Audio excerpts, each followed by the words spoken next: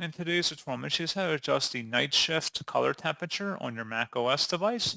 So this should hopefully be a pretty straightforward process, guys. And without further ado, let's go ahead and jump straight into it. So all you have to do is select the Apple icon up in the menu bar and then select System Settings. On the left panel, you want to select where it says Displays. And then on the right side, select Night Shift. And where it says Color Temperature, drag it to left or right depending on your preference if you want it less or more warm.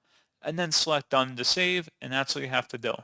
So pretty straightforward process, guys, and as always, thank you for watching. I do hope that was able to help you out, and I do look forward to catching you all in the next tutorial. Goodbye.